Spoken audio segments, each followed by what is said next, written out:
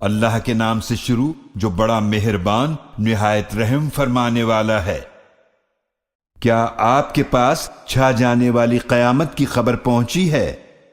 کئی چہرے اس دن ذلیل ہوں گے، محنت کرنے والے اور مشقت اٹھانے والے ہوں گے۔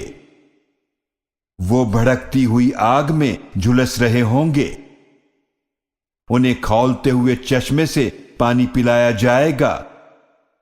ان کے لیے کانٹے دار خشک زہریلے درخت کے سوا کچھ کھانا نہ ہوگا، نہ یہ کھانا موٹا کرے گا اور نہ ہی بھوک ختم کرے گا، جبکہ اس دن کئی چہرے تر و تازہ ہوں گے، اپنی نیک کوششوں کی وجہ سے خوش ہوں گے، عالیشان جنت میں ہوں گے۔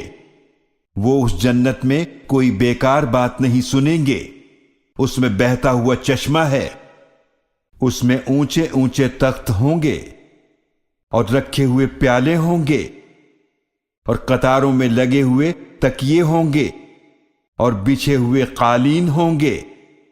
کیا وہ منکرین قدرت اونٹ کی طرف نہیں دیکھتے وہ کیسے بنایا گیا، اور آسمان کی طرف وہ کیسے بلند کیا گیا ہے، اور پہاڑوں کی طرف وہ کیسے گاڑے گئے ہیں، اور زمین کی طرف وہ کیسے بچھائی گئی ہے۔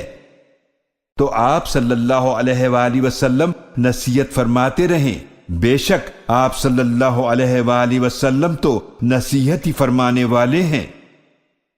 آپ صلی اللہ علیہ وآلہ وسلم ان پر جبر کرنے والے نہیں ہیں، مگر جس نے منہ موڑا اور کفر کیا تو اللہ اسے بڑا سخت عذاب دے گا۔